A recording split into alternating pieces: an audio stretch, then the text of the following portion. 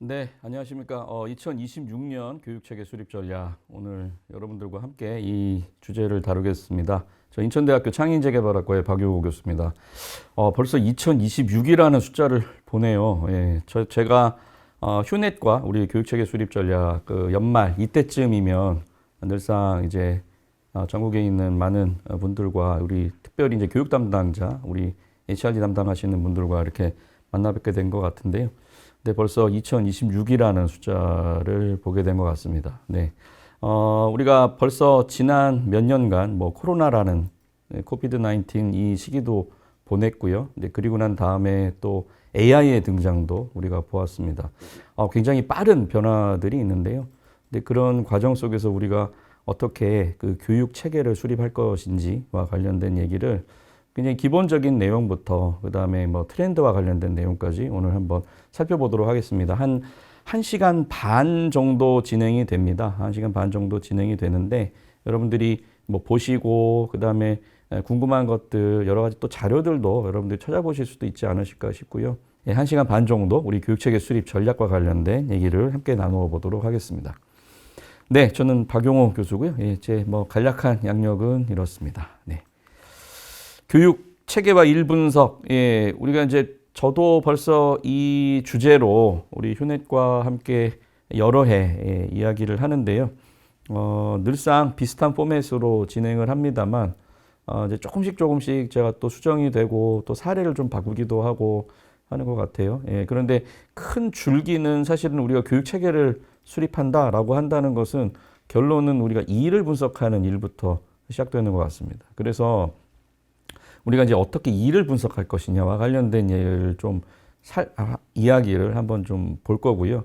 특별히 그 이를 분석하는 두 가지 방법이 있습니다. 이 두 가지 방법을 가지고 어떻게 어떤 영역을 대상으로 교육 체계를 수립할 수 있을지를 한번 살펴보시도록 하겠습니다. 교육 체계를 수립한다라고 하면은 결론적으로는 이게 나오겠죠. 교육 체계 도라는 게 이제 도출이 될 겁니다. 이건 이제 가상의 사례입니다. 가상의 사례인데요. 가상의 사례이지만 어디선가 봤음직한 이제 그런 사례이기도 하고요. 실제 기업의 사례를 조금 모디파이 했다라고 말씀을 드릴 수 있을 것 같습니다. 근데 이제 보시면 이제 교육 체계 수립을 통해서 결과적으로 우리가 도출되는 게 교육 체계 도, 이 그림 한 장이거든요. 어떻게 보면. 사실은 그리고 저 그림의 구성 요소들을 가만히 살펴보시면 우리가 교육체계 수립을 위해서 뭘 고민을 해야 할 것인지를 조금 이제 확인하실 수 있으시지 않을까라는 생각이 듭니다. 세로축, 가로축이 있고요. 그 안에 그 네모의 그 상자로 이제 구성이 되어 있는 각각의 교육 프로그램들이 있습니다. 우리가 교육 계획 수립이라고 하는 것을 좀 매크로하게 본다면 조직 내 전문성 성장의 단계는 도대체 몇 단계로 우리가 할 것인지, 그 다음에 컨텐츠 도출과 관련돼서 어떻게 우리가 영역을 구분할 것인지와 관련된 것들을 좀 살펴보실 수가 있지 않을까 싶어요. 지금 지금 가상의 사례를 보시면 여기는 이제 그 조직 안에서의 전문성 성장 단계를 한 4단계 정도로 본 겁니다. 4단계 정도로 보았고요. 그러니까 이제 수직축은 그렇게 보실 수가 있겠죠. 경우에 따라서는 한 3단계로 보는 조직도 있을 것 같고요. 또 많은 굉장히 큰 조직 같은 경우는 한 5단계 이렇게도 보는 것 같습니다. 저도 지금 실제 제가 지금 교육체계 수립 프로젝트를 하나 하고 있거든요. 근데 좀 말씀을 드리면 저희 학교 우리 직원 선생님들 대상으로 한 교육체계 수립을 지금 하고 있습니다. 저희가 이제 제가 일을 하고 있는 교수들이 아니라 그 학교 안에서 이제 여러 가지 행정적인 일을 하시는 분들과 관련된 그런 교육체계 수립을 하고 있는데, 근데 저희 같은 경우는 한 3단계로 구분하면은 가능하겠다. 이제 이런 판단이 들었어요. 근데 그런 것처럼 그 조직의 상황마다 조금씩 좀 다를 것 같아요. 그리고 전문성이 이렇게 단계별로 구분 지어질 수 있겠구나라고 하는 것들을 한번 판단해 보시면 여기서는 한 4단계 정도로 지금 구성을 했고요. 그 다음에 이제 가로축을 보시면 개발하고자 하는 컨텐츠의 영역이 이렇게 드러나 있죠. 근데 이제 보시면 여기도 공통, 리더십, 직무 영역으로 이렇게 되어 있는데요. 거의 대부분 우리가 이제 크게 보면 이 세 가지 영역이 가장 기본이 되는 이제 그 영역인 것 같습니다. 그래서 교육체계 수립을 한다라고 하면 공통 영역, 그다음에 리더십 영역, 직무 영역 이렇게 구분하지 않나 싶습니다. 이 공통 영역은 우리 조직 안에 있는 사람이면 누구나 다 가지고 있어야 되는 것, 리더십 영역은 리더에게만 요구되는 것, 그다음에 직무 영역은 각 직무를 수행하는 사람들에게 무엇을 우리가 개발할 것인지와 관련돼서 고민해서 그 나온 결과물이 이제 저런 것들이겠죠.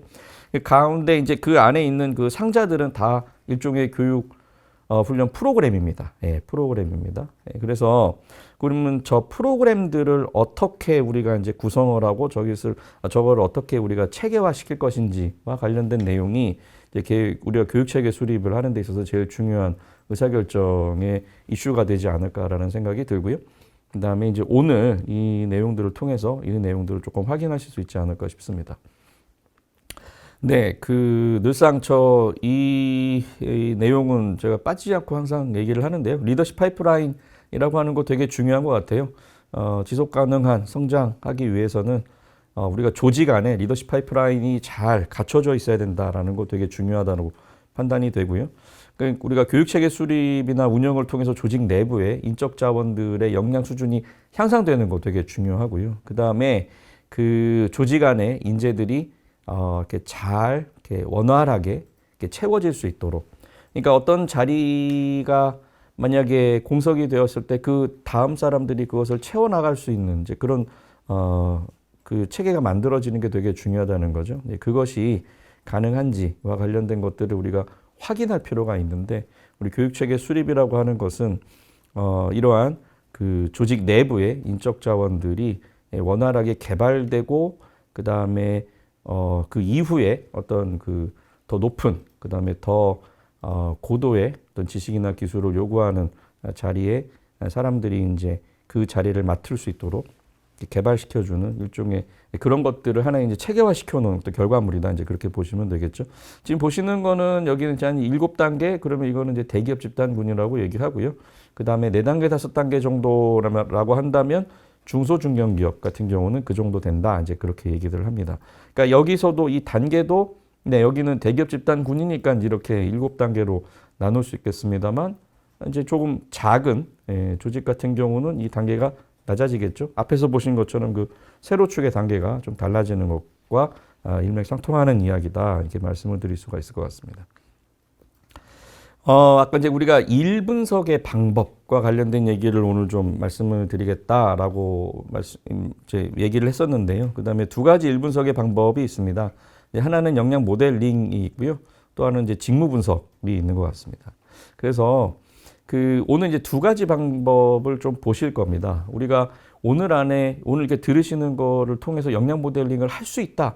이렇게까지는 제가 말씀을 못 드려도요. 그러나 역량 모델링이 이런 거구나. 그리고 일부 요소들을 우리가 활용한다면 얼마든지 그 일 분석이라고 하는 것에 그 단면이지만 이런 것들을 한번 오늘 활용하실 수 있는 이제 그런 그 팁을 좀 드리고자 합니다.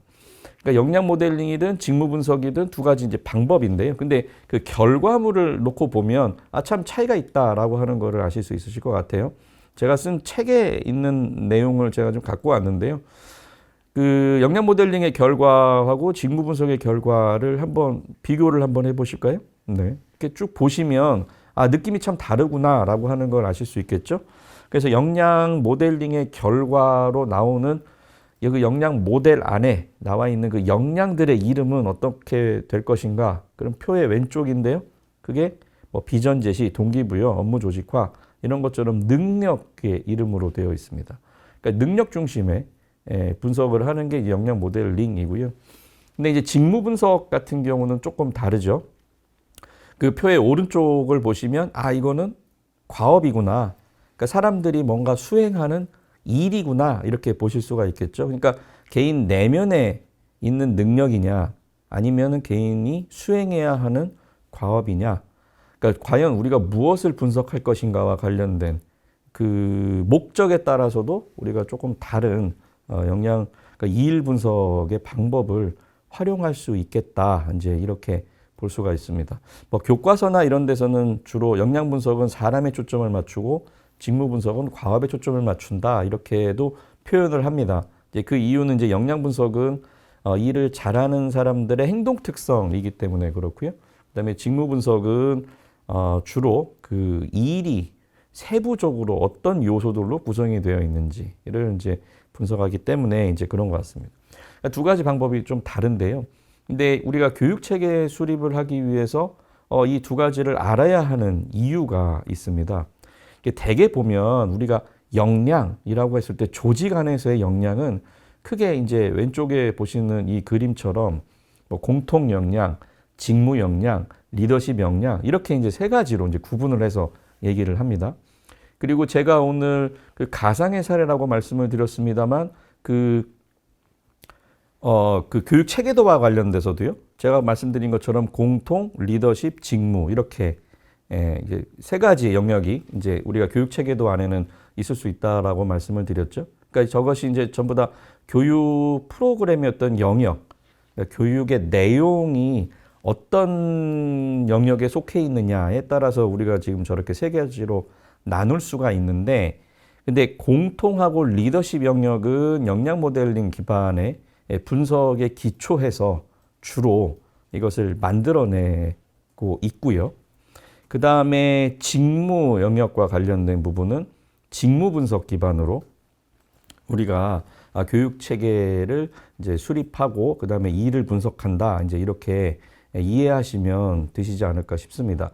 물론 우리는 직무도 역량 모델링처럼 하는데요. 나중에 이제 설명을 다 들으시고 난 다음에 그렇게 하시는 곳들도 있지 않으실까 싶어요. 그런데 제가 여지껏 많은 이제 뭐 기업들이나 그다음에 교육 담당자분들하고도 이렇게 교류하거나 이러면서 확인해 본 바로는 거의 80% 이상 직무 영역과 관련된 부분은 우리가 교육 체계를 수립하거나 직무 영역과 관련돼서 역량이라고 이렇게 우리가 이름을 붙일 때에는 거의 대부분 이제 직무 분석 기반의 방법을 사용을 합니다. 오늘 강의에서 보실 건데요.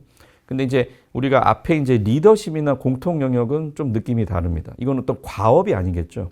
네, 주로 사람들에게 요구되는 어떤 능력입니다. 그렇기 때문에 사람들에게 어떤 능력이 요구되는가와 관련된 정보를 수집해야 되는 거죠. 그 다음에 그걸 가지고 이제 뭔가 체계화시키는 작업을 합니다. 그렇기 때문에 앞에 공통과 리더십은 역량 모델링 기반이고, 직무 영역은 이제 직무 분석 기반이다. 이렇게 보실 수 있지 않을까 싶습니다. 자, 그러면 이제 본격적으로 앞에 특히 이제 역량 모델링 기반의 교육 체계 수립과 관련된 얘기를 좀 나눠보겠습니다. 그러니까 뭐 다시 말씀드린 것처럼 이제 이 영역은 공통, 그 다음에 혹은 리더십 쪽과 관련된 교육 체계를 수립을 한다라고 한다면 아마 이런 방법을 통해서 역량 모델링이라는 방법을 통해서 이제 진행을 하시지 않을까 이제 생각이 됩니다. 이제 보시면 우리가 이게 이제 역량 모델링 프로세스입니다. 이게 뭐 제가 정리한 거긴 합니다만 저만 이렇게 얘기하는 게 아니고요. 그 역량 모델링과 관련된 그 문헌이나 그다음에 실질적으로 현장에서 이렇게 역량 모델링을 만들어내는 프로세스라든지 이런 것들을 종합해 보면 사실 이제 이런 그 1단계부터 6단계 정도로 이렇게 정리를 해볼 수가 있습니다. 되게 이제 되게 뭐라 할까요? 이제 포괄적인 어떤 그런 정보들을 모아서 일종의 가장 이제 보편화된 역량 모델링의 프로세스를 정리를 하면 이렇게 되지 않을까 싶습니다. 당연히 이제 뭐 첫 번째는 역량 모델링 왜 하냐, 그 다음에 구조 설정 뭐 이런 걸 할 거고요. 뭐 구조 설정이라고 하는 게 우리가 역량 모델링과 관련돼서 공통과 관련된 걸 다루냐, 리더십과 관련된 걸 다루냐, 혹은 뭐 직무를 다루냐, 뭐 이런 것들을 결정하겠죠. 그 다음에 이제 두 번째는 대상자 집단을 선발합니다. 그 역량이라고 하는 정의가요. 우리 이제 기업에서 쓰는 역량은 거의 대부분 요즘에는 학교 교육이나 그다음에 직업 교육 분야에서도 역량이라는 용어를 참 많이 쓰거든요. 근데 그 기업에서 쓰는 역량은 고성과자들의 행동 특성 이렇게 얘기를 합니다. 그렇기 때문에 우리가 이제 대상자 집단을 선발을 하는 거죠. 그게 이제 주로 일을 잘하시는 분들, 이런 분들은 이제 저희들이 선발을 하는 거겠죠. 그다음에 이제 세 번째 단계는 모델 개발을 위해서 자료를 수집을 합니다. 이제 자료를 수집하는 방법부터 이제 뒤에서 조금 더 설명을 드리겠습니다만, 뭐 1대1의 방법을 쓰기도 하고요. 그다음에 여러분들을 이제 한꺼번에 만나서 이제 포커스 그룹 인터뷰를 하기도 하고, 그다음에 뭐 기존의 역량 모델 관련된 자료를 활용하기도 합니다. 그다음에 이제 잠정적 모델을 개발을 하고 타당성을 검증을 해서 최종안을 확정하는 그런 일련의 과정을 거치게 됩니다. 조금 그 궁극적으로 좀 말씀을 드리면요. 역량 모델링을 통해서 우리가 궁극적으로 수집하고자 하는 것은요. 그 일을 잘하는 분들의 그 특징적인 행동이다. 이렇게 보시면 될 것 같아요. 행동 특성이다. 이렇게 보시면 될 것 같습니다.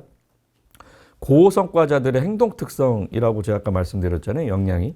그러니까 역량 모델링이라고 하는 것은 그러한 행동들을 모아서, 그 다음에 그것을 뭔가 유목화하고 개념화시켜서 그걸 우리가 역량이라고 하는 그런 그 역량이라고 하는 것을 이제 도출해내는 이제 그런 과정을 거치는 게 역량 모델링입니다. 근데 이제 우리가 교육 체계에다가 교육 체계를 수립하기 위해서 역량 모델링을 한다라고 하면 조금 더 디테일하게 이제 정보가 좀 필요합니다. 이제 뒤에 이제 말씀을 좀 드릴 텐데요. 먼저 우리가 그 역량 모델링을 어떻게 하는지와 관련된 짧게 한번 좀 보실 텐데요. 스텝 3부터 한번 보시겠습니다. 모델 개발을 위해서 자료를 수집한다라고 말씀을 드렸는데요. 여기 보시면 이제 가장 대표적으로 제일 많이 쓰는 게 이제 BEI라고 하는 것을 쓰고요. 또 하나는 FGI라고 하는 걸 씁니다. 그래서 Behavioral Event Interview. 그래서 이걸 이제 BEI라고 표현합니다. 그러니까 이제 1대1의 인터뷰를 하는 겁니다. 1대1의 인터뷰를 하는데요. 예를 들면 이제 이렇게 보시면 되죠. 일을 잘하시는 분들을 1대1로 만나서요. 성과를 많이 냈던 그때의 어떤 기억들을 한번 떠올려 보셔라. 네. 구체적인 상황을 한번 떠올려 보시고, 여기서 이제 이벤트라고 되어 있잖아요. 그런 것처럼 그때 상황을 떠올려 보시고 그때 어떻게 행동하셨는지를 물어보는 겁니다. 예를 들면 뭐 영업을 하시는 분이에요. 근데 영업을 잘 하시는 분입니다. 내가 영업에서 굉장히 성공적인 어떤 경험들이 있었다. 지난 6개월 안에 그런 경험들을 한번 떠올려 보실까요? 자, 그 다음에 그때 어떤 상황인지와 관련돼서 한번 떠올려 보시고 그때 어떻게 행동했는지 한번 말씀해 주시겠어요? 라고 하면 이제 그때부터 이제 말씀을 많이 하시겠죠. 제가 이제 경험을 해보면요. 이 BEI를 하다 보면 항상 그 상황을 말씀하시려고 그래요. 그때 고객은 이런 상황이었고 나는 이랬고 그날 날씨는 이랬는데 우리가 어디에서 만나서 뭐 커피를 마시고 막 이러면서 막 이렇게 말씀하시다가 그래가지고 제가 잘했어요. 이렇게 얘기하면은 저희들이 사실은 이 역량 모델링을 하면서 이게 수집되는 자료가 별로 없는 거예요. 제가 아까 그 말씀드렸을 때 어떻게 행동했는지를 묻는다라고 말씀을 드렸죠. 그 사실 거기에 그 어떻게라고 하는 말이 되게 중요합니다. 그러니까 어떻게 행동하셨는지. 그러니까 이분만의 어떤 그 특별한 노하우가 혹시 있지는 않을까? 이분의 행동에 있어서 우리가 뭔가 특징적인 거를 확인할 수 있지는 않을까? 이런 관심을 가지고 우리가 이제 인터뷰를 하는 게 이제 BEI입니다. 그러니까 성공적인 어떤 그런 상황 속에서 이제 그런 그 경험 속에서 이분의 특징적인 행동들을 우리가 이제 그 발견해 내려고 하는 거죠. 여기 제가 지금 이제 BI를 실제로 했던 건데요. 근데 여기 보면 이렇게 화면에 보이시는지 모르겠습니다. 약간 빨갛게 이렇게 표시가 되어 있어요. 저거는 제가 이제 인터뷰한 거를 다 전사해서, 근데 요즘에는 참 이 AI 시대에 이런 연구하기에도, 이런 프로젝트 하기에도 참 좋습니다. 그냥 넣으면은 다 음성 녹음한 것이 바로 이제 그 텍스트로 바뀌잖아요. 네, 그런데 참 예전에는 이런 거를 전부 다 이렇게 받아가지고 이제 들으면서 뭐 이렇게 전사하기도 하고 했었는데, 네, 너무 좋죠. 근데 하여튼 그 전사가 된 것을 보면서 여기가 좀 특징적인 행동인 것 같아 라고 하면 이렇게 줄을 치거나 이제 뭔가 표시를 해두는 거죠. 근데 이게 이제 일종의 BI라고 보시면 되겠습니다. 그러니까 그 아주 소스, 그러니까 이제 이런 그분들이 어떤 행동을 했는지와 관련된 정말 로 데이터를 우리가 모은다라고 생각하시면 될 것 같아요. FGI 같은 경우는 이렇게 일을 잘하시는 분들을 한꺼번에 모아서 그분들과 함께 뭐 워크시트 같은 거를 이렇게 써가지고 그다음에 특징적인 행동들, 내가 했던 특징적인 행동들을 한번 두 줄씩 한 20개씩 한번 써보실래요? 저는 뭐 이런 식으로도 많이 하거든요. 근데 그러다 보면 이제 막 쓰시고, 근데 그거를 좀 요약해서 포스트잇에 붙이고, 그다음에 그거를 같이 이제 우리가 논의하면서 유목하고 비슷한 것끼리 묶고 하는 이제 그런 과정들을 거치는 겁니다.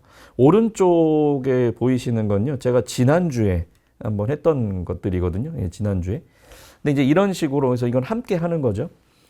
근데 이런 식의 것들을 통해서 우리가 자료를 수집합니다. 근데 여기서의 자료 수집이라고 하는 것을 잘 생각해 보셔야 되는데요.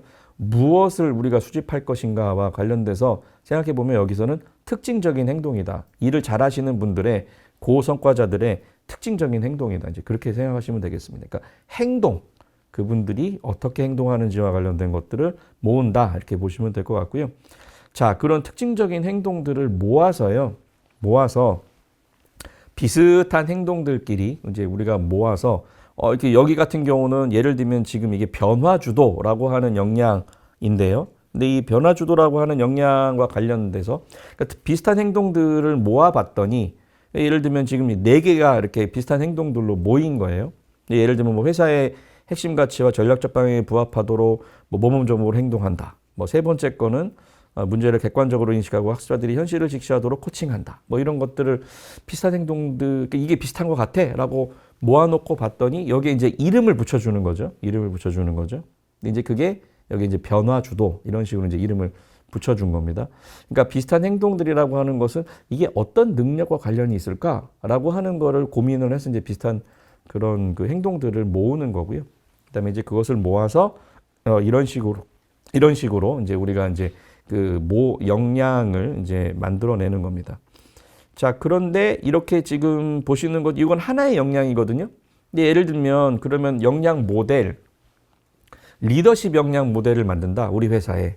그러면 뭐 몇 개나 그 안에 역량이 들어갈 수 있을까요? 그러니까 막 욕심을 많이 부려가지고 거기 20개, 30개 넣는다고 해서 사실은 그게 좋은 모델은 아니고요. 그 다음에 활용되기도 어렵습니다. 그러니까 실제로 우리가 많은 이제 기업들의 리더십 쪽과 관련된 것을 보면요. 그러니까 리더십 플러스 공통 이런 쪽에 거의 역량이 10개 안쪽이죠. 예, 7, 8개 뭐 이 정도에서 끝나는 경우도 많고요. 제가 뒤에 사례를 보여드릴 텐데 어떤 공기업의 그 사례였는데 한 5개였어요. 리더십 역량이. 거의 대부분 그런 것 같습니다. 그다음에 뭐 공통에도 한 2, 3개 뭐 이렇게 되겠죠. 근데 그런 것처럼 지금 이 잠정적 역량 모델이다. 그러면은 여러 가지 역량들이 모여서 이제 하나의 이제 그 역량 모델, 그러니까 여러 가지의 역량들이 모여서 하나의 체계화된 그런 결과물을 만들어내는 거겠죠. 근데 그렇다 보면 이제 이런 것들이 여러 장이 나오겠죠. 여기 지금 변화주도라고 되어 있는데 그 외에도 뭐 여러 가지 이제 뭐 효과적 의사소통이라든지 그다음에 뭐 동기부여라든지 등등등 뭐 이런 것들이 나올 수 있겠죠. 그래서 잠정적 역량 모델을 이제 개발을 합니다. 그다음에 잠정적 역량 모델을 개발하고 난 다음에 이거와 관련돼서 타당한지와 관련된 내용들을 또 확인할 수 있을 것 같고요. 이거는 뭐 현업에서 이제 아까 이제 인터뷰를 했던 분들이나 이런 분들한테 한번 물어볼 수도 있고요. 그다음에 그분들한테 그 대상이 되는 뭐 우리가 리더십 역량 모델을 한다. 그러면 우리 회사 안에 있는 모든 리더들한테 물어봐서 여기 보시는 것처럼 중요도, 그다음에 보유도. 그러니까 얼마나 목표 수준은 어느 정도가 될 것 같고, 그다음에 나는 지금 현재 어떠한지 뭐 이런 것들을 물어볼 수도 있을 것 같습니다. 그래서 이제 잠정적 모델에 대해서 타당성을 검증하면서 자연스럽게 지금 현재의 수준과 관련된 개인의 수준을 사실은 묻는 것보다는 어떻게 보면 우리 회사 전체의 수준을 확인하는 거겠죠. 근데 물론 이제 그 안에서도 개인의 수준이 확인이 되겠습니다만, 근데 이런 그 정보가 이제 모이고 이제 쌓일 수 있을 것 같습니다. 이 밑에 말씀드리는 이제 보리치 요구도나 또 로커스 포커스 모델 같은 경우는 이건 이제 뭐 다른 데서도 많이 이제 보시지 않으셨을까라는 생각은 들어요. 그래서 저 중요도와 보유도 사이의 차이, 그게 크면 클수록 개발의 요구가 더 많은 거겠죠. 그죠? 니즈가 더 많은 거겠죠. 그러니까 나는 이거 빨리 좀 하고 싶어. 빨리 개발하고 싶어. 이런 어떤, 것들이 이게 좀 더 크면 클수록 이제 그게 더 많아지겠죠. 근데 그런 맥락에서 본다면 그걸 어떻게 우리가 그 요구도를 확인할 수 있을 것인가와 관련된 2가지 뭐 방법론입니다. 물론 그냥 단순히 빼는 방법도 있습니다. 예, 평균을 해서 그냥 빼는 방법도 있겠습니다만 또 다른 방법들도 있다라고 하는 것들 좀 그냥 말씀을 좀 드리고 싶었고요. 요즘에는 기업에서도 이걸 많이 좀 쓰기도 합니다. 뭐 찾아보시면 이거 어떻게 확인하시는지도 보실 수 있지 않으실까 싶어서 말씀을 드렸고요. 결론적으로 그러고 난 다음에 맨 마지막에는 최종 영양 모델을 만들어내는 거죠. 우리가 영양 모델, 구성 요소 그러면 앞에서 조금 화면을 좀 앞으로 다시 넘어가면요. 영양의 이름, 그 다음에 정의, 행동 지표, 최소한 이건 있어야 됩니다. 예. 어떤 조직이나 경우에 따라서 막 연구하시는 분들 같은 경우는 행동 지표가 없는 영양 모델 만드는 경우 많거든요. 예, 저는 굉장히 비판적입니다. 그거에 대해서. 사실은 궁극적으로는 우리가 그 바텀업의 방법을 많이 쓰는데요. 이 영양 모델링은. 그러니까 그 날 것 그대로의 그런 행동들, 네, 그런 것들을 그 로데이터처럼 우리가 모아서 그걸 정리를 해서 우리가 이렇게 영양 모델로 만드는 거죠. 네. 그러니까 모델화하는 겁니다. 이제 그렇게 해서 이제 영양 모델을 만드는 작업을 하는 거기 때문에 정말 중요한 거는 사실은 영양의 이름 당연히 있어야 되겠고 정의가 있어야 되겠고 행동 지표가 있어야 되겠죠. 지금 여기는 이제 제가 비교를 하려고 이제 행동 지표를 여기서 빼놨습니다만 여기 보시면 A 공기업의 사례인데요. 그 실처장급 리더십의 사례, 그러니까 왼쪽은 실처장급에게 요구되는 거고 그 다음에 팀 부장급에게 요구된다라고 보시면 그 의사결정, 동기부여, 인재 육성은 양쪽이 다 똑같아요. 네, 근데 정의를 보시면 조금 다릅니다. 예, 그리고 실제로 이 기업의 그 영양 모델을 만들 때 행동 지표들이 좀 달랐습니다. 예, 행동 지표들이 좀 달랐어요. 네, 그렇고 근데 실처장급 여기 이제 임원급이죠. 예, 여기는 이제 전략적 사고나 조직 문화 형성이라고 하는 역량이 요구된다 이렇게 되어 있고요. 그다음에 팀 부장급에는 권한 위임이나 코칭과 피드백 이런 역량이 요구된다 이렇게 되어 있습니다. 이따가 이제 이 사례를 가지고도 조금 더 이제 이어갈 건데요. 자, 그래서 이제 이 기업의 최종 역량 모델 그 중에 역량 하나만 말씀을 드리면 인재 육성이라고 하는 역량은 이름이 그렇고 근데 정의는 예, 보시는 바와 같고 행동 지표는 한 6개 정도 이제 뽑았습니다. 대개 보면 한 행동 지표는 하나의 역량당 5개에서 한 6개 정도 하는 것 같아요. 한 5개에서 6개 정도 되는 것 같습니다. 예. 그리고 앞에 말씀드렸다시피 동기부여, 의사결정, 인재 육성 이 역량은 두 직급, 예, 두 집단에게 똑같이 들어가 있습니다만 행동 지표가 좀 달랐습니다. 자, 이제 보면요. 이거를 평가에 쓰려면 역량 모델을 평가에 쓰겠다. 나의 역량, 나의 리더십, 지금 리더십 역량 모델입니다. 여기는. 그러면 이제 나의 리더십 역량 수준을 확인하기 위해서 이거를 평가에 사용하겠다. 예. 그래서 그렇게 한다면 행동 지표까지만 있어도 충분합니다. 그리고 이제 저 행동 지표 하나하나를 뭐 예를 들면 나는 구성원들의 부족한 지식 기술이 무엇인지 확인하고 이를 개발하도록 격려한다. 그게 매우 그렇지 않다부터 매우 그렇다까지 1점부터 5점까지. 그래서 그걸 이제 체크하게 하고 그다음에 6개를 평균을 내면 나의 인재 육성 역량과 관련된 내 자가 진단 점수는 이 정도다. 이렇게 확인이 되겠죠. 네, 그리고 난 다음에 또 뭐 부하한테 물어보거나 뭐 360도 피드백 할 수도 있고요. 그래서 뭐 비교해 가지고 레이더 차트 만들기도 하고. 근데 그렇게 할 수 있겠죠. 근데 우리가 오늘 이제 교육 체계 수립과 관련된 말씀을 드릴 거잖아요. 자, 이제 교육 체계를 수립하기 위해서는 이거보다 조금 더 우리가 정보가 필요합니다. 행동 지표를 모으시고 난 다음에는요.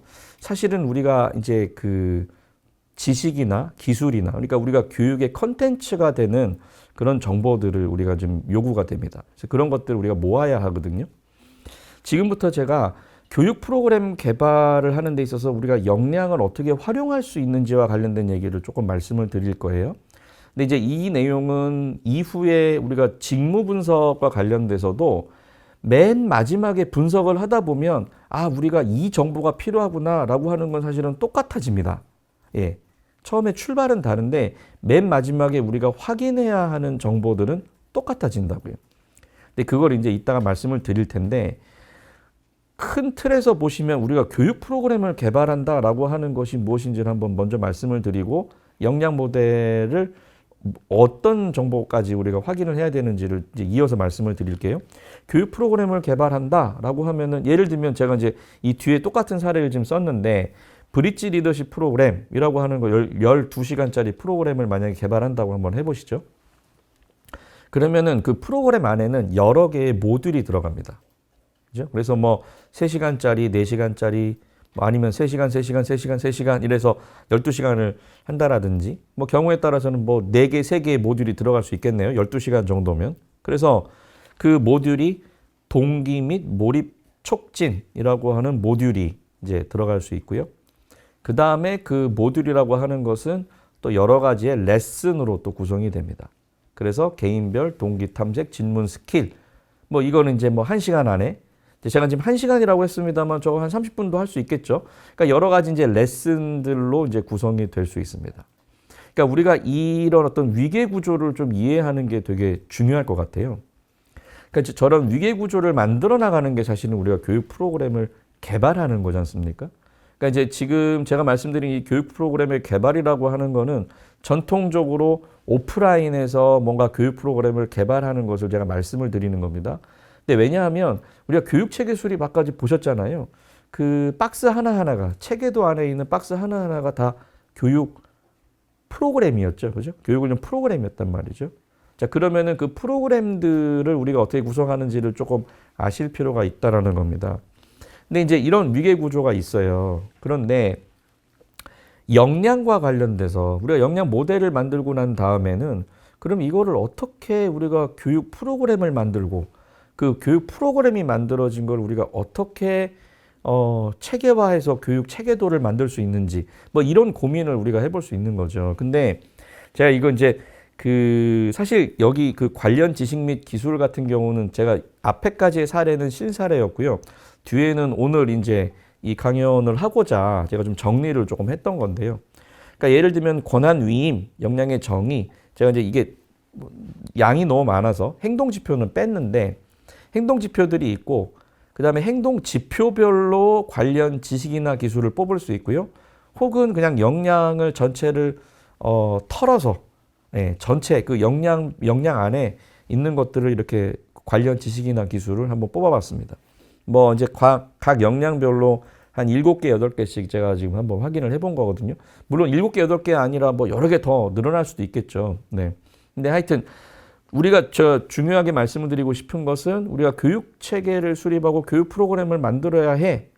근데 역량 모델링을 만들었어. 역량의 이름, 정의, 행동 지표까지 왔어. 그럼 그 다음 한 단계 더 들어가야 한다는 겁니다. 우리가 평가에 쓰는 게 아니고 교육에 쓰려면 사실은 여기와 관련된 지식과 기술, 관련 지식, 알아야 하는 것, 그 다음에 기술, 할 수 있어야 하는 것, 이런 것들과 관련된 정보를 이제 수집을 해야 된다는 거죠.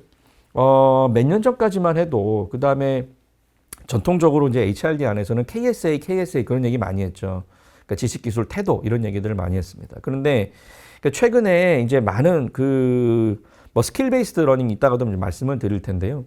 근데 그런 어떤 그 흐름, 그다음에 이제 기업의 그 업무의 어떤 그 현장에서의 어떤 특징, 그다음에 기업이라는 특수성 이런 것들을 고려를 하면요. KSA의 A가 과연 우리가 그 개발이 가능한가? 그다음에 교육하기에 과연 용이한가? 이런 거에 대한 의문이 굉장히 많이 들고 있죠.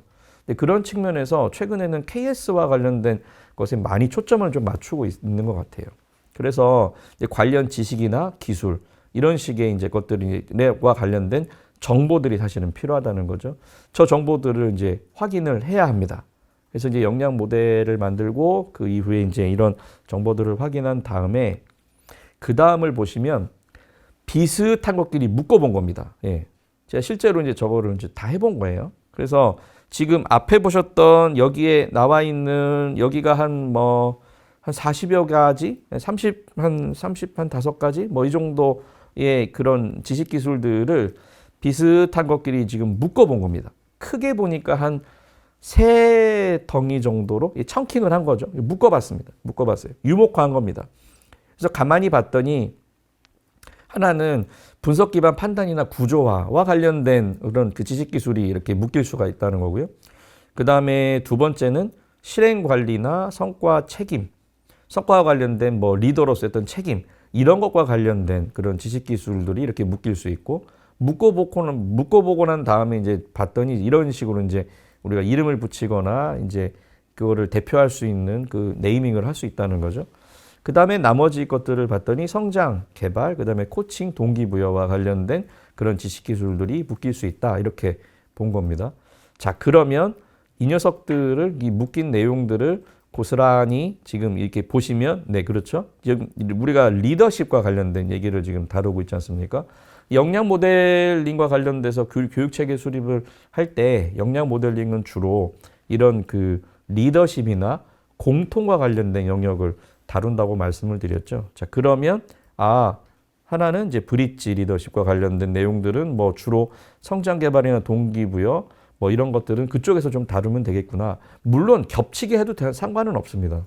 네, 근데 이제 제가 이거는 이제 하나의 사례로 이제 말씀을 드리는 겁니다만 실제 거의 좀 이렇게 쓰긴 했거든요. 자, 그런데 좀 제가 이제 모디파이한 겁니다만 그 다음에 뭐 기업 경영 리더십이라고 하는 과정에서는 분석 기반 판단 및 구조화와 관련된 그런 내용들이 들어가서 여기에서의 내용은 이제 이런 식의 내용들이 이제 들어갈 수가 있고 그 다음에 리더십 전략과 관련된 것은 실행 관리나 성과 책임 뭐 이런 데서는 주로 이런 내용들을 다룰 수 있겠다 이렇게 보실 수가 있는 거죠. 자, 이제 가만히 놓고 보시면 그런데 예를 들면 이제 브릿지 리더십과 관련돼서 보면 여기 2, 3급에도 해당이 되고 4, 5급에도 해당이 되겠죠. 그러면 경우에 따라서는 이 각각의 지식기술과 관련돼서 어떤 것들은 조금 더 어렵고 어떤 것들은 조금 더 상대적으로 좀 쉽고 그 다음에 그 파급 효과가 좀 작고 뭐 이런 것들을 이제 비교해서 예를 들면은 4, 5급에 해당하는 내용들은 이제 그 브릿지 리더십에서도 4, 5급에 해당하는 그분들에게만 전달할 수 있고요. 그 다음에 2, 3급에 해당하는 지식기술과 관련된 내용들은 그 윗분들에게 전달할 수 있겠죠. 이런 식으로 이제 우리가 정리를 해볼 수 있지 않을까 싶어요. 자, 그런데 이제 예를 들면은 이거를 또 한번 들어가 봅니다.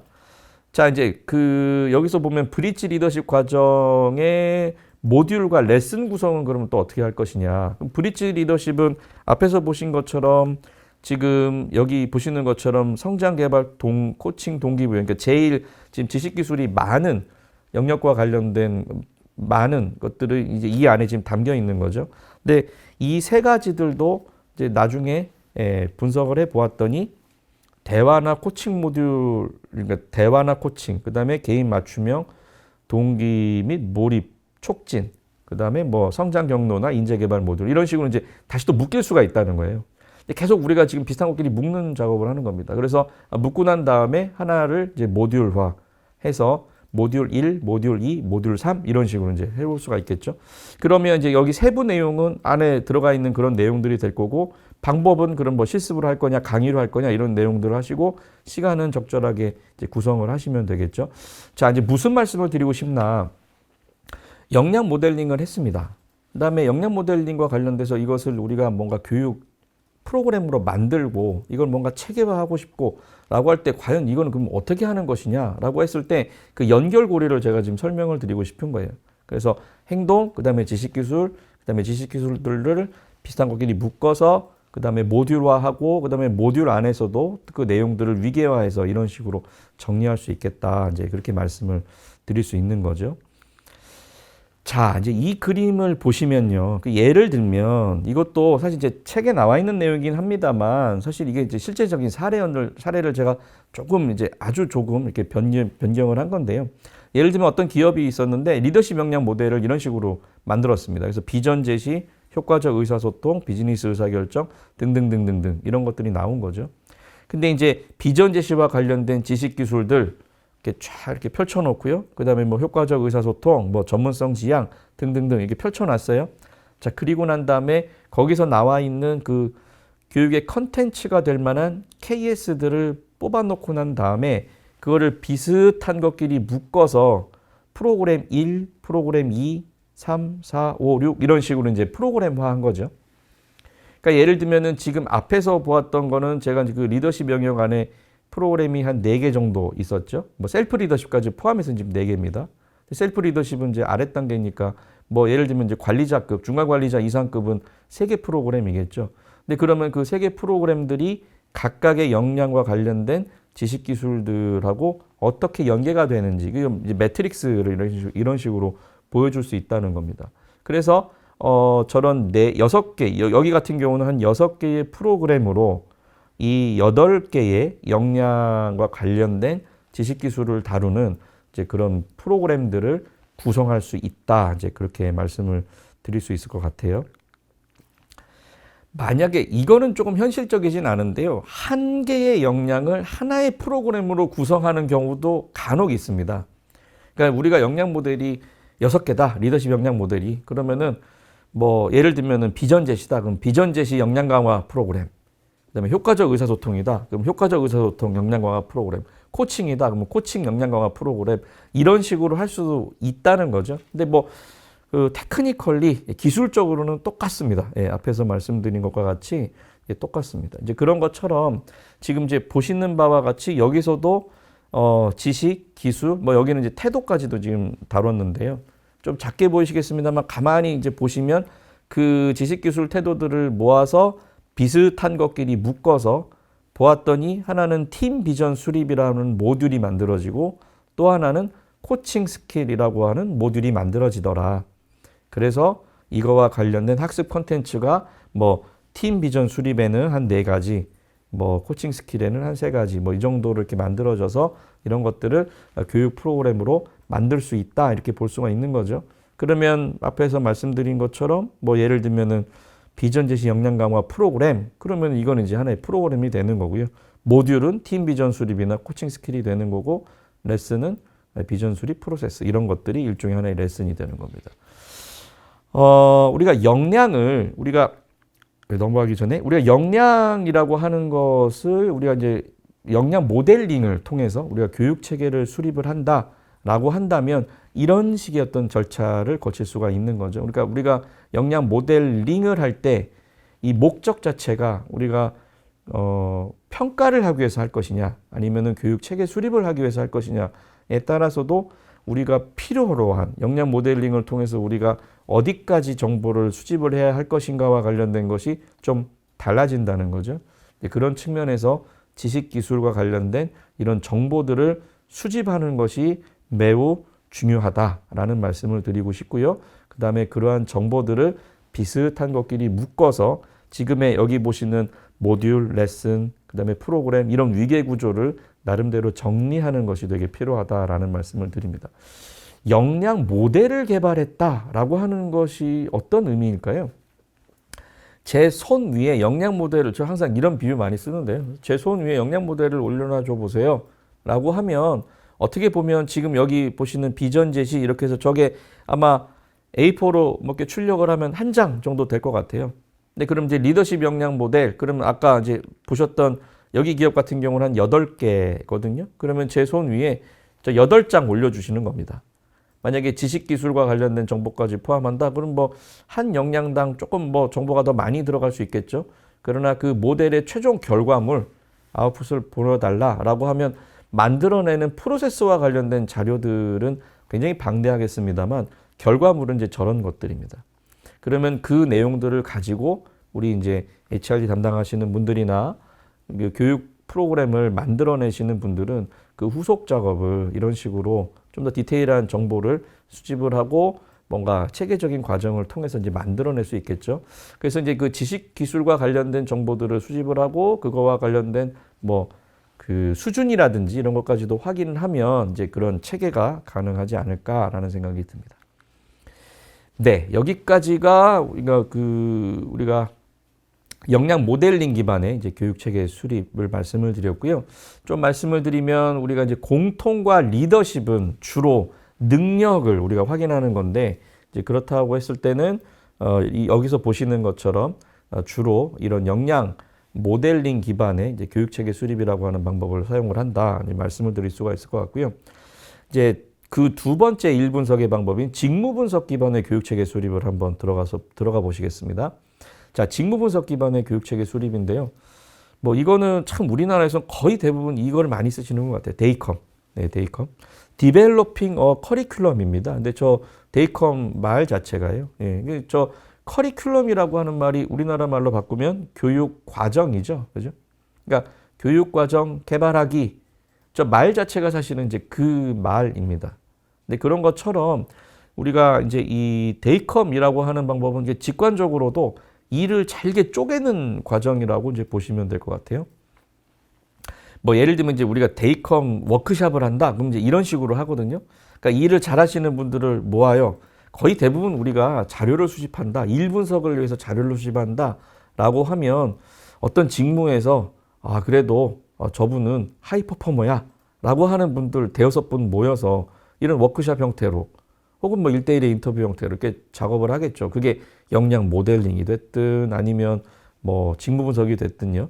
근데 이제 이런 것처럼 이제 만약에 모였다고 한번 해보시죠. 거의 대부분 우리가 직무 분석 프로세스 이 데이컴은 그 데이컴 워크숍이라고 하는 게 되게 중요한데 그거는 거의 이제 한 대여섯 분 모여서 같이들 하세요.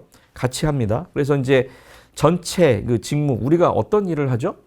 우리가 하는 일이 어느 정도 범위를 갖고 있죠? 예를 들면 자동차 영업을 하시는 분들 직무 분석한다고 한번 생각해 보시죠.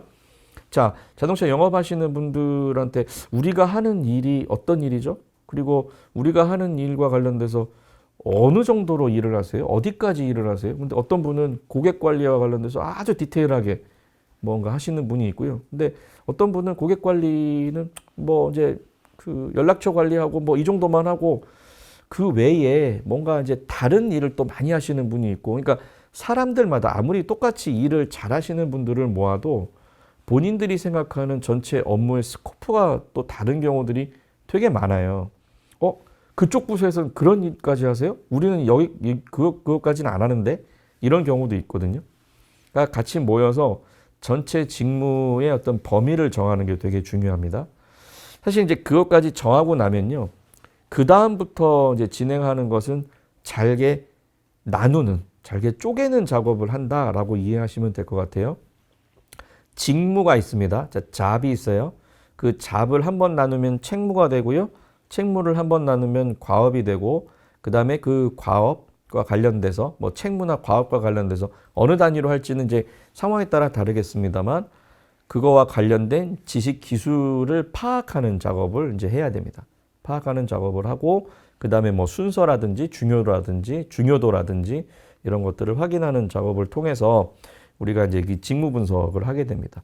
뭐 직무 분석, 잡 어널리시스의 여러 가지 방법 중에서도 우리에게 제일 익숙한 것들이 이제 이 데이컴이다. 이제 그렇게 보실 수 있지 않으실까 싶어요. 직관적으로 보았을 때 이거는 사람이 어떻게 일을 하는지에 관심이 있다기보다는 어떤 일을 하는지에 관심이 있는 겁니다. 데이컴은요. 그래서 업무에 관심이 있고요. 그 업무가 어떻게 구성되어 있는지를 확인하고 이거를 잘게 쪼개는 작업을 하는 것이다. 이제 그렇게 이해하시면 될 것 같습니다. 뭐 전통적으로 데이컴 차트라는 건 이렇게 되어 있어요. 옛날에는 이거 벽에다가 막 붙여가면서 이렇게 작업을 했대요. 근데 최근에는 이렇게 데이컴 워크숍을 해도 잘 그렇게 안 하시고요. 이렇게 화면에서 막 보면서 이렇게 하기도 하고 하죠. 그러니까 이제 앞에 이렇게 세로축으로 이렇게 나와 있는 것들이 이제 얘가 이제 한 번 일을 쪼갠 거고요. 그 옆으로 나오는 것들이 이제 과업들입니다. 제가 이따가 이제 뭐 그 이후에 이제 사례를 가지고도 좀 말씀을 드릴 텐데요. 그 사례 가기 전에 그 NCS라고 하는 거 많이들 이제 아실 겁니다. 근데 NCS가 정확하게 제가 판단하기엔 데이컴의 방법을 통해서 일을 잘게 쪼갠 것들입니다. 그래서 그 특히 이제 이 NCS와 관련된 정보들을 한번 확인해 보시는 거 되게 좋을 것 같고요. 늘상 제가 이제 매년 올 때마다 이 말씀을 드리는데 지식이나 기술과 관련된 정보들이 그 안에 굉장히 많이 담겨 있어요. 그래서 혹시나 우리 회사에서 뭔가 작업을 하는데 선행 자료로서 뭔가 이렇게 확인할 수 있는 것들이 뭐가 있을까? 그렇게 하기에 이 NCS 자료들도 참고하면 되게 좋겠다라는 말씀을 드립니다. 단 이건 이제 우리 회사에 커스터마이징이 안 된 정보죠. 예, 그렇기 때문에 그런 정보들을 이제 1차적인 어떤 소스로 한번 활용하시는 것도 좋겠다라는 말씀을 드리고요. 근데 여기부터는 제가 직접 그 연구를 이제 진행을 했던 건데요. 예, 일을 했던 건데 B 공공기관의 직무 분석 사례입니다. 예, 그 약간 이제 여기는 뭐 기업은 아닙니다만, 근데 직무 분석의 사례로서 조금 더 디테일해서 작년에 썼던 뭐 이런 사례보다는 좀 나을 것 같아서 체계도까지 조금 나왔기 때문에 이제 말씀을 드리고 싶어서 이제 이 사례를 갖고 왔는데요. 이거는 그 이제 사회복지 뭐 기관이라고도 볼 수 있는데요. 이제 그런 어떤 그런 성격의 이제 그런 기관입니다. 그래서 어떤 피해를 입으신 분들 이렇게 도움을 주는 분들이 어떤 일을 하는지와 관련된 정보를 모은 거거든요. 자, 먼저 제가 이제 앞뒤로 왔다 갔다 하면서 제가 지금 말씀을 드릴 텐데 이 제일 처음에 좀 작게 보이실 수 있겠습니다만 그 책무라고 하는 것만 한번 먼저 보실까요? 예를 들면 상담 지원, 치료 회복 프로그램 운영, 의료 지원, 그다음에 그 다음 페이지에 보시면 수사 법률 지원, 자립 지원, 사회적 지원 연계, 네트워크 구축, 그다음에 예방 홍보 및 캠페인, 사무 행정. 이 정도의 일을 하신대요. 이분들이 하는 일을 한 번만 쪼개보면 이렇게 되는 겁니다. 자, 그런데 제일 처음으로 가서 그러면 상담 지원, 뭔가 상담을 하시는 분들이에요. 이분들이 피해를 입으신 분들을 상담하시는 분들인데 그 상담 지원이라고 하는 듀티는 책무, 우리 영어로는 듀티라고 하는데 그 듀티는 어떤 태스크들로 또 구성이 되어 있는지 이런 것들을 한번 분석을 해본 겁니다. 여기 제가 다 하기 이렇게 붙였는데요. NCS에도 이렇게 되어 있고요. 이 하기를 붙이면 조금 더 행동 중심으로 이렇게 과업 중심으로 이렇게 정리가 되기가 좋습니다. 그래서 일부러 이제 그 진행을 할 때, 이 워크숍을 진행을 하거나 할 때 제가 이제 이렇게 안내를 하고 정리를 하는데요. 여기도 보시면 상담 지원 같은 게 1부터 11번째까지 11개의 과업으로 이제 구성이 되는 것을 볼 수가 있습니다. 이제 그 실제 이 사례에서 이제 약간 이제 제가 이제 조정을 좀 해서 이제 오늘 보여드리기 편하게 이게 정리를 좀 해서 갖고 왔는데요. 한 11개 정도로 되어 있습니다. 저 11개도 지금 보시면 과업 순서 이래가지고 1부터 10일까지 이렇게 왔죠. 그러니까 이분들이 하는 일이 꼭 순서가 있는 건 아니지만 순서가 가능하다면 이렇게 이런 식으로 이제 정리를 한번 해본 거고요. 병렬적이라고 한다면 조금은 앞과 뒤가 혹시 있을지를 좀 판단을 해서 이런 식으로 지금 정리를 한번 해봤습니다. 그래서 1부터 10일까지, 그 다음에 밑에 치료회복 프로그램 운영 같은 경우는 1부터 6까지 뭐 이런 식으로 이제 나눠서 이제 볼 수가 있습니다. 그래서 책무, 과업 이런 식으로 이제 우리가 나눌 수 있고요. 이제 제일 중요한 게 우리가 이제 교육 체계를 수립을 하겠다라고 한다면 우리가 이제 이 여기 보시면 지식 기술이라고 지금 되어 있죠. 이 정보가 필요하다고요. 앞에서 우리가 교육 체계 수립하는데 저것들이 전부 다 이 지식 기술이라고 하는 녀석들이 모두 교육 콘텐츠가 되는 겁니다. 날 것 그대로의 어떤 교육 콘텐츠가 되는 거죠. 그래서 저 정보까지가 우리가 확인하는 것이 굉장히 중요하다. 이제 그렇게 보실 수 있을 것 같습니다. 이 최종 결과물은 이거보다 훨씬 많았는데 저희가 이제 보시기 좀 편하라고 그리고 이제 실습 차원에서 제가 지금 정리를 좀 해봤습니다. 그래서 각 책무별로 저런 이제 그 지식 기술과 관련된 정보들을 우리가 확인할 수 있었다. 이제 그렇게 말씀을 드릴 수 있을 것 같아요. 여기는요, 이게 직무가 16개였어요. 16개 직무를 직무 분석을 해서 체계화하는 작업을 했는데 지금 예시로는 하나의 직무만 지금 보여드리는 겁니다. 그래서 하나의 직무와 관련돼서 이 정보를 지금 말씀을 드리는 거고요. 이런 정보들을 가지고 뭘 만들었냐면 이게 직무교육 체계를 이제 수립을 한 겁니다. 아까 말씀드렸죠.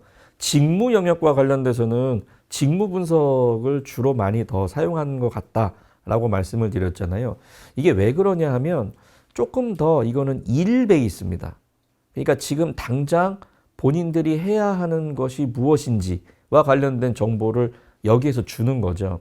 그러니까 공통, 리더십 영역 같은 경우는 능력 중심이잖아요. 그러니까 조금 더 근원적인 어떤 개인이 가지고 있는 능력, 품성, 뭐 품성까지는 안 간다 하더라도 거의 이제 그런 느낌의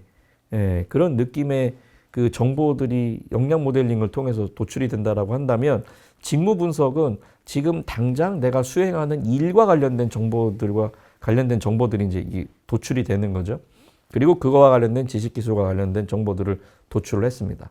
그리고 지금 이제 실제 사례에서는 이걸 16개를 16개 직무를 분석을 했어요. 그래서 저렇게 똑같이 책무, 과업, 지식기술, 뭐 기타 뭐 그런 정보들도 있었습니다만 이런 정보들 할 때 모았습니다. 확인을 했습니다.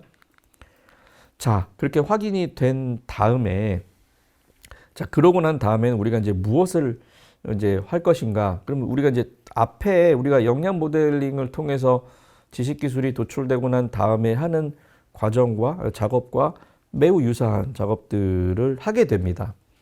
조금 그 전에 지금 보시는 것과 같이 이제 뭐 과업이라든지 지식기술과 관련돼서 중요도 수준을 물을 수도 있고요. 그 다음에 주요 담당자들은 어떤 사람들인지를 물어볼 수도 있을 것 같아요. 실제로 이제 이거는 그 정보를 모아서 각각의 지식기술 혹은 뭐 과업들이 주로 이거는 레벨 1에서 해당하는 건지 레벨 2인지 레벨 3인지 이런 정보들도 우리가 이제 확인할 수 있을 것 같고요. 그 다음에 그런 책무나 과업과 관련돼서도 순서가 어떠한지 뭐 이런 것들도 이제 물어볼 수 있을 것 같습니다. 이런 정보들도 이제 우리가 수집을 할 수 있겠죠. 근데 이제 우리가 이 교육 과정을 개발하는 과정 속에서 이제 이런 작업을 한 겁니다. 앞에 보셨던 그 사례에서 지금 3장에 걸쳐서 우리가 책무가 한 10개 있었죠. 그리고 난 다음에 그 책무와 관련된 그 지식 기술들이 한 4, 50개 이렇게 있었을 텐데요. 그것들을 쫙 펼쳐놓고 또 비슷한 것끼리 한번 묶어봤습니다. 비슷한 것끼리 묶어봤어요. 근데 예를 들면은 프로그램 A, B, C, D 해가지고 쭉 해서 GH까지 지금 왔어요. 지금 8개 정도로 지금 이제 정리를 해봤는데요.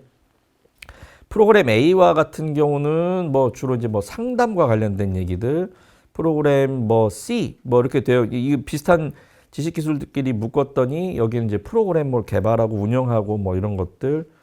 B 같은 경우는 법, 제도, 수사 지원해 주는 거 뭐 이런 내용들이고요. 그다음에 A, B, C, D 같은 경우는 주로 이제 외부의 어떤 기관이라든지 이런 것들과 협업하는 것. 이런 이제 지식 기술들끼리 비슷한 것끼리 묶어 놓은 겁니다. 사실은 지금 저 내용들은 어떻게 보면 책무 밑에 있는 녀석들이 그냥 책무별로 묶였다고 볼 수도 있고요.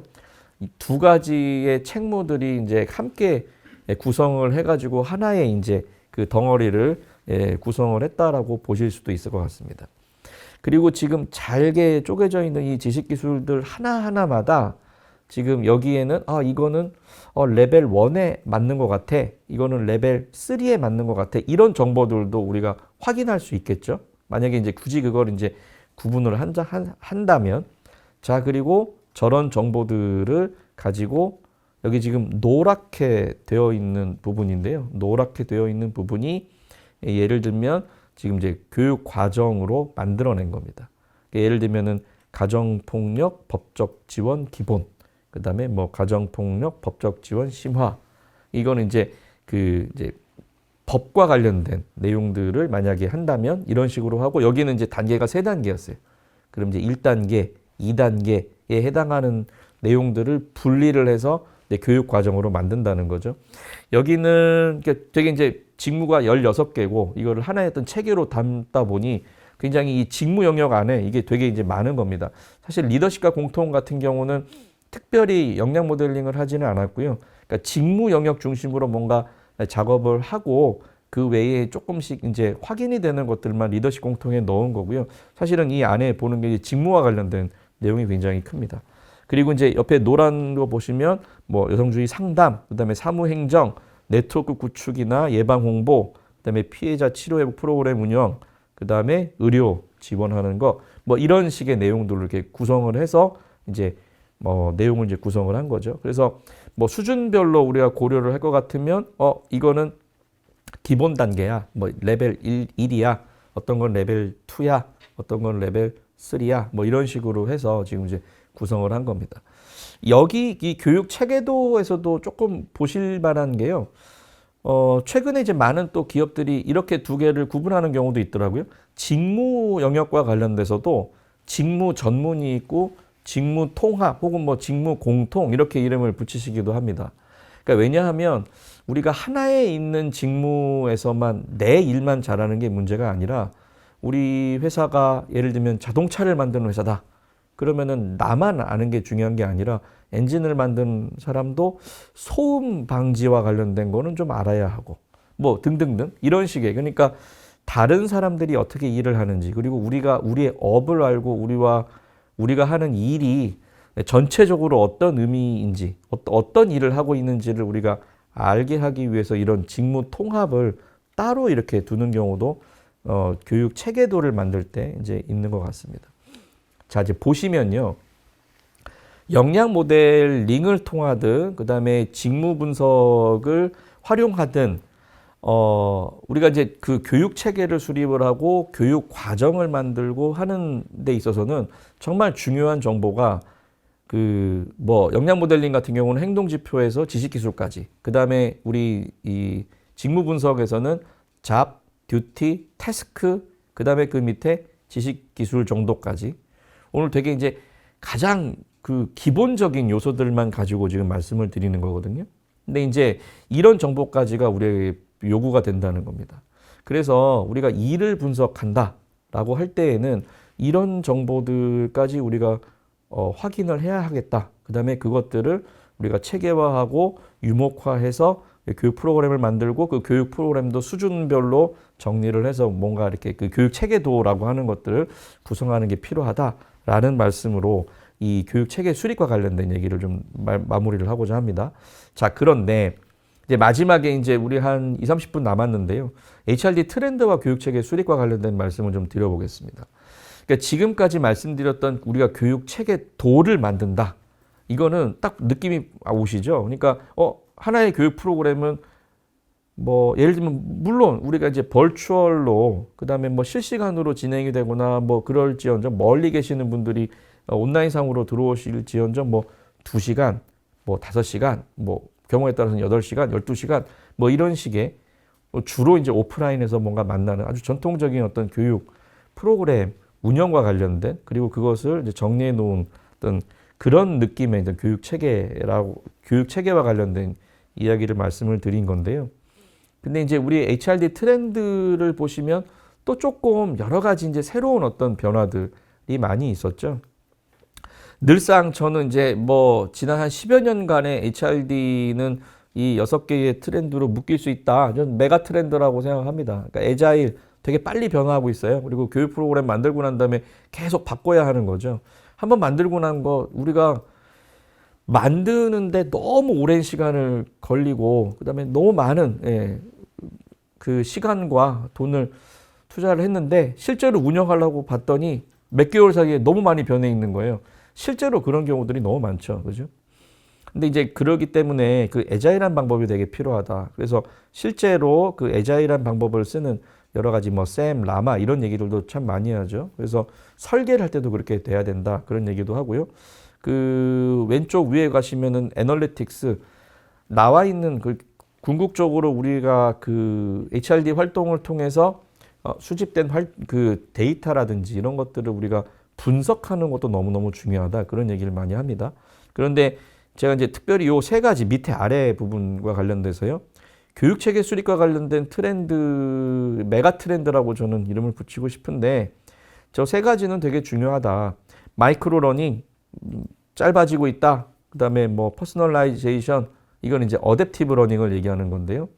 그러니까 개인 맞춤형으로 가고 있다. 테크놀로지 활용하는 거 중요하다. 뭐 이런 얘기들을 이제 드렸어요. 지난 몇 년간도 계속 하고 저 슬라이드도 이제 계속 썼던 건데요. 근데 이게 그 몇 년 사이에도 어마어마하게 변했습니다. 이게 특별히 또 작년하고 올해의 또 변화도 굉장히 큰 것 같아요. 굉장히 큰 것 같아요. 특별히 저 세계와 관련된 얘기를 좀 드려보겠습니다. 첫 번째, 그 어댑티브 러닝과 관련돼서요. 어댑티브 러닝과 관련돼서 그러니까 개인 맞춤형의 어떤 교육 그랬을 때 이게 불과 한 4, 5년 전 슬라이드인데요. 왼쪽 편이. 그러니까 슬라이드 그러니까 그 그림인데요. 그러니까 슬라이드 1, 2 그리고 난 다음에 개인들이 뭔가 판단해 가지고 개인들의 판단에 따라서 슬라이드 3, 4, 5, 6, 7 그러고 난 다음에 8로 넘어가고 뭐 이런 어떤 뭐 회로도 같은 어떤 이런 느낌의 이런 느낌의 것들이 있다라고 하면요. 이게 AI 기술이 적용이 되면서 이 어댑티브 러닝이라고 하는 것도 굉장히 원활하게 이게 가능해졌다라는 것들을 우리가 확인할 수가 있을 것 같습니다. 그 AI가 어떤 지원하는 그 어댑티브 러닝과 관련된 이야기들이 굉장히 많고요. 그래서 뭐 최근에는 그 이미 이제 AI와 관련된 내용은 앞에 일부에서도 많이 이제 들으셨을 것 같은데 제가 이따가 세 번째에도 좀 말씀을 드리겠습니다만 정말 큰 어떤 변화가 일어나고 있다라는 생각이 들고요. 우리가 이제 전통적으로 우리가 교육 체계를 수립해서 운영하는 거 되게 중요합니다만 이런 그 AI와 관련된 학습, 그다음에 그런 학습 컨텐츠뿐만 아니라 AI를 활용한 어떤 그 교육 체계를 운영하는 것 이런 것들이 정말 중요해진 그런 시대가 됐다. 이제 그렇게 보실 수가 있을 것 같아요. 특별히 그 어댑티브 러닝이라는 얘기를 많이 했습니다만 개인들의 선택에 의한 어댑티브 러닝이라고 뭐 예를 들면은 우리가 4, 5년 전, 2, 3년 전, 3, 4년 전에 얘기를 했던 거라고 한다면 이제는 정말 자연스럽게 개인들에게 요구되는 개인들이 듣고 싶어 할 만한 그런 것들을 개인들에게 정말 추천하고 알려주고 그다음에 마치 대화하듯이 해서 그에게 필요한 어떤 정보를 주고 학습 콘텐츠를 제공하는 이런 식의 일들이 이제 일어나고 있다라는 거죠. 그러니까 우리가 어댑티브 러닝이라고 이제 이름을 붙였습니다만 나중에는 사실은 저 어댑티브 러닝이라고 하는 말이 정말 필요할까?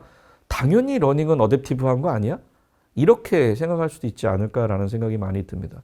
이미 이제 앞에서 일부에서도 많이 얘기를 좀 들으셨을 것 같은데, 근데 그러한 어떤 그 AI를 활용한 어떤 접근 방법이라고 하는 것이 이제는 우리에게 굉장히 그 HRD 분야에서도 우리가 정말 눈여겨보아야 하고, 이제는 정말 필요한, 정말 교육이 교육다워지는, HRD가 HRD다워지는 어떤 그런 흐름으로 지금 가는 게 아닐까, 이제 그런 생각이 많이 듭니다.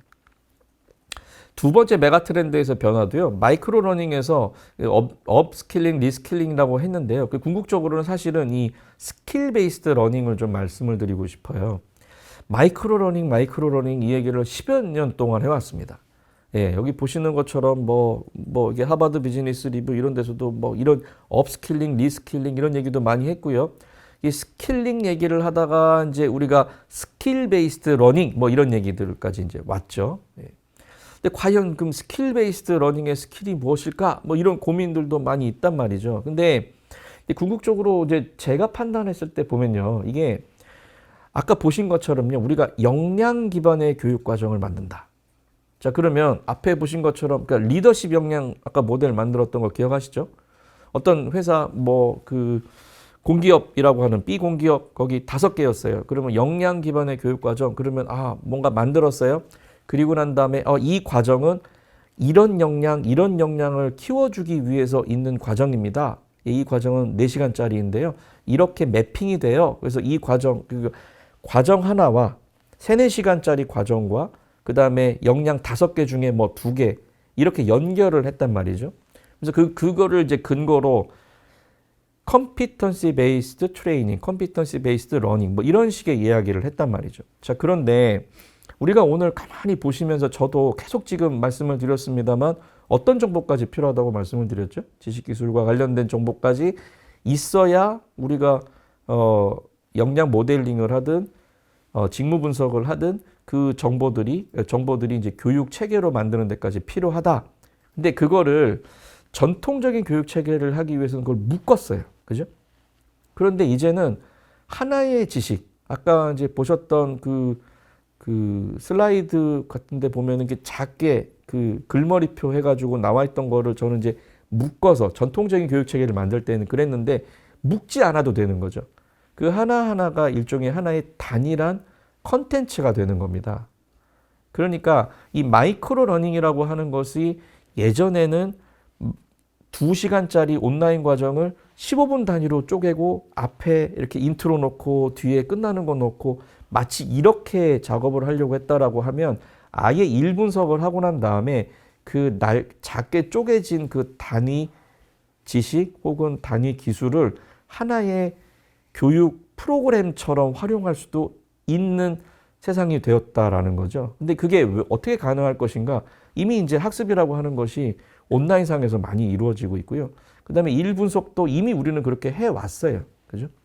그 다음에 최근에 저 스킬 베이스드 러닝이라고 얘기를 할 때 도대체 저 스킬 베이스드 러닝과 관련된 뭐를 우리가 스킬이라고 많이 얘기를 할까라고 보았을 때 이제 저도 이제 이걸 공부를 하고 살펴보는 사람 입장에서 가만히 보면 직무 영역과 관련돼서요.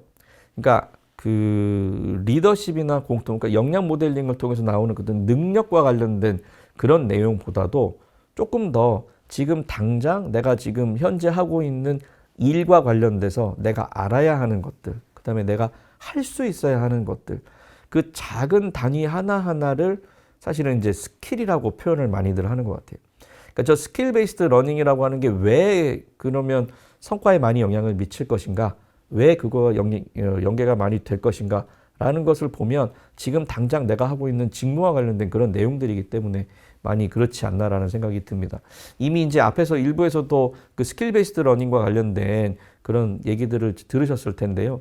사실은 이제 되게 일맥상통하는 얘기라고 저는 이제 생각을 합니다. 그래서 이런 게 잘게 쪼개진 그런 내용들을 가지고 사실은 이제 그 교육으로 이제 그다음에 하나의 단일한 어떤 교육 그 프로그램으로 쓸 수가 있다는 거죠. 그러니까 지금 보시면 여기 보시는 것처럼 제가 아까 이제 여기 표시를 해놨는데 여기 이렇게 권한 위임, 뭐 코칭과 피드백 밑에 제가 한 40개 이렇게 그 30 몇 개 관련 지식, 기술 이런 식으로 이제 리스트업을 했었죠. 왼쪽은 역량 모델링과 관련된 그 사례였고요. 그다음에 오른쪽은 지금 그 직무 분석과 관련된 그런 사례들이었죠. 근데 지금 우리가 전통적인 교육 과정을 만들기 위해서는 한 번 모였을 때 여러 가지 것들을 다뤄야 되니까 이제 이런 것들을 묶어서 교육 과정을 만들고 체계화했다라고 한다면 지금의 마이크로 러닝, 그 다음에 우리가 잘게 쪼개져 있고 온라인상에서 뭔가 교육이 되고 그게 자기 맞춤형으로 본인에게 제공이 되고 그러려면 교육의 단위가 작아져야 된다는 거죠. 그리고 그 작은 것들이 저 하나하나 지금 숫자가 붙여져 있는 저 지식 기술 하나하나가 그런 어떤 그 스킬 베이스드 러닝에서 얘기하는 그 스킬 단위가 아니겠느냐 이제 그렇게 보실 수 있을 것 같아요. 그러니까 예를 들면 이제 우리 회사에서 이렇게 그 일 분석을 했습니다. 뭐 역량 모델링이 됐든 직무 분석이 됐든 그래서 분석을 하시고 난 다음에요. 저러한 내용들이 우리 회사 안에서는 어떻게 해소가 될 수 있는지 혹은 그런 내용들이 바깥에 있는 컨텐츠들하고 만약에 해소가 될 수 있다면 그 해결이 될 수 있다면 그러니까 개발하는 데 있어서 그러한 솔루션들이 있다면 연결하는 것도 되게 중요하겠죠. 근데 그랬을 때 그 스킬 베이스드 러닝을 하는 곳들과 비교를 해보시면 아 나는 이런 것들이 필요해. 그런 것들을 해결할 수 있는 게 우리 내부에서는 어떤 것들이 있고 외부엔 뭐 어떤 것들이 있는지를 판단해 보시는 거 되게 중요할 거라는 생각이 들고요. 여기서 얘기하는 이제 스킬 베이스드 러닝에서 얘기하는 게 그 도출된 일 분석으로 도출된 지식 혹은 기술 그 단위 하나의 지식 기술이 되게 중요하다 이제 그런 생각이 많이 듭니다. 이런 것들이 짧은 교육 내용을 기반으로 맞춤형으로 버추얼한 공간에서 인적 자원 개발 활동이 이루어지고 있는 게 아닌가라는 생각이 듭니다. 세 번째, 테크놀로지를 활용을 많이 한다. 뭐 이런 얘기를 했었죠. 2020년도였던 것 같아요. 저도 ATD를 가려고 했었던 그 기억이 나는데 하여튼 이제 그렇게 하려고 하다가 2019년도에는 제가 연구년이어서요. 미국에 있어서 그 워싱턴 DC에서 하는 그 ATD를 참여를 했었습니다.